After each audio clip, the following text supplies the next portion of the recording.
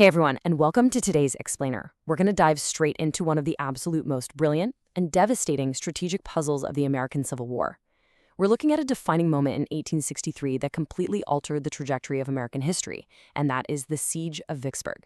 So, if you love understanding the real mechanics behind major historical shifts, you are definitely in the right place. But before we even look at a battle map, I want you to consider this profound truth from Matthew 12:25.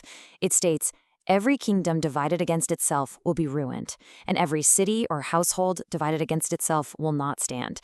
I want you to keep that ancient wisdom right in the back of your mind as we go, because it perfectly foreshadows the Union's ultimate objective in this whole campaign.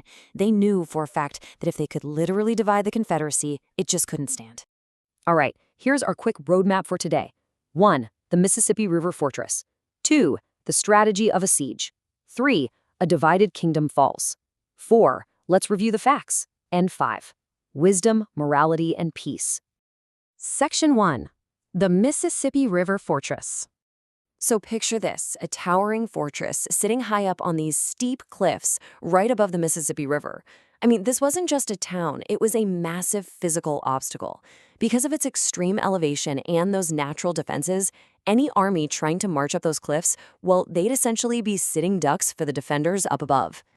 Now, you might be wondering, if it was so incredibly dangerous and so heavily fortified, why did the Union Army want to take this river so badly? Like, why risk so much for one single waterway? Well, let's dive into that. Back then, the Mississippi River wasn't just water. It was literally the superhighway of the 19th century.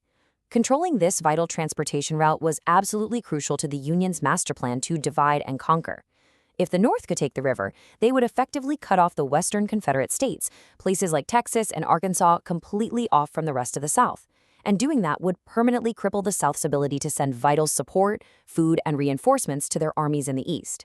Section 2. The strategy of a siege. Since they couldn't just charge up those cliffs, General Grant had to use his head. He went with a military tactic known as a siege. And a siege just means completely surrounding an enemy location and cutting off absolutely all of their resources. So instead of launching a massive, bloody frontal assault against those heavily fortified walls, the attacking army just locks the doors from the outside. Literally, nothing gets in and nothing gets out. For a grueling 47 days, Grant was intensely strategic. First, his forces completely surrounded the city, trapping the defending soldiers and the local civilians inside. Second, they cut off all food and supplies. Third, they relentlessly bombarded the city with cannon fire day and night. The goal wasn't even just destruction, it was total exhaustion. They were literally just waiting for starvation to take a terrible toll. The big takeaway here is that endurance and careful planning eventually forced the defenders to give up when they had absolutely no other choice left. Grant didn't rush into some reckless battle. He knew that patience, isolation, and starvation would do the heavy lifting for him. It's a perfect example of how calculated strategy and endurance can be just as powerful, if not way more powerful, than sheer brute force. Section 3.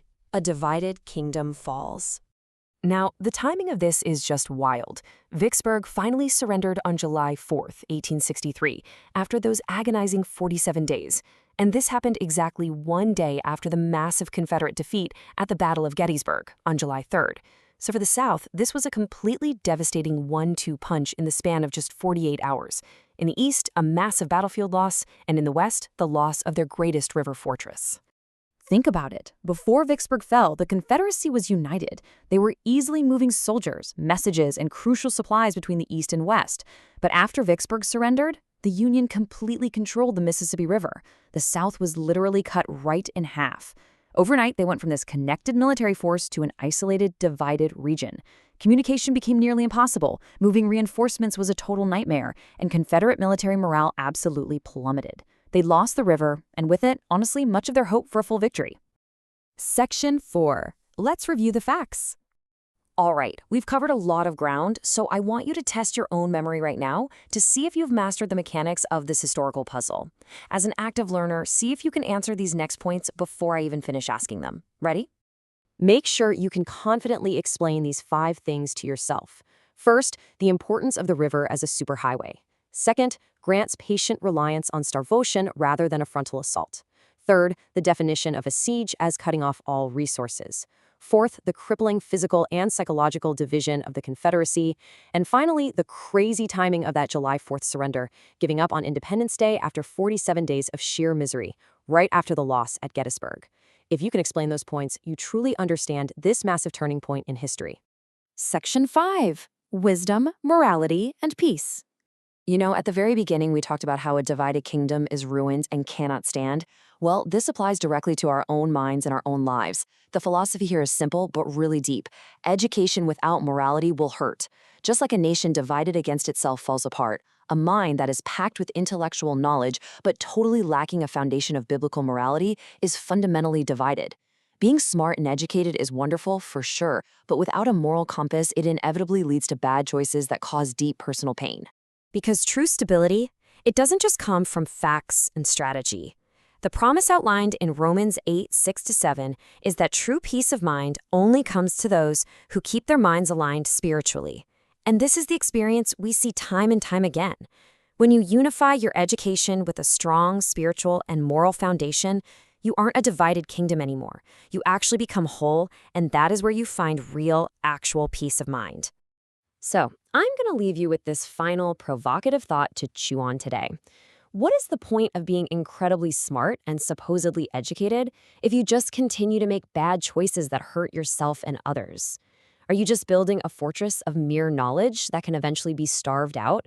Or are you building an unbreakable foundation of wisdom, morality, and lasting spiritual peace? Really think about it. Thanks so much for joining me on today's Explainer, and I'll see you next time.